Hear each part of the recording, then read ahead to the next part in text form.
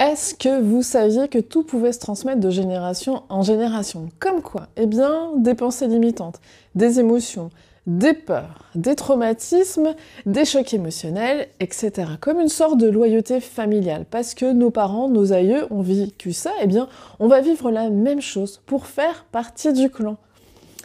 Pourquoi je vous dis ça? Dernièrement, j'ai reçu une petite fille en séance et en fait, elle disait qu'elle était souvent seule à la récréation et plus la petite fille parlait, plus je voyais les émotions chez la maman. Alors je me tourne vers cette dame et je dis: est-ce que vous, par hasard, au même âge de votre fille, vous avez vécu la même chose? Et elle me dit: oui, quand j'étais petite, moi aussi, j'étais toute seule à la récréation, moi aussi, je n'avais pas d'amis.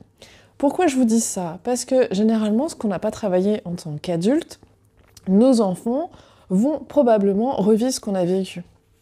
Ça marche pour ces petites choses, mais ça marche aussi pour les viols, pour les incestes et tout ça. Je ne suis pas en train de dire que parce que vous avez été violé, vous avez vécu un inceste, que c'est ce qui va se passer pour votre enfant. Ce que je vous invite à faire, c'est d'aller libérer ça chez vous ou d'en parler à vos enfants. Quand j'étais petite, j'ai vécu ça à l'école. Quand j'étais adolescente, j'ai vécu ça. Quand j'étais avec tel âge, j'ai vécu ça, c'est mon histoire et ça m'appartient. Le fait de mettre des mots, un, ça va vous permettre de vous libérer, et deux, ça va permettre à votre enfant de ne pas reproduire ce que vous avez reproduit de manière inconsciente. Et je serais curieuse de savoir ce que vous avez constaté. Qu'est-ce que vos enfants ont reproduit que vous avez vécu quand vous étiez petit?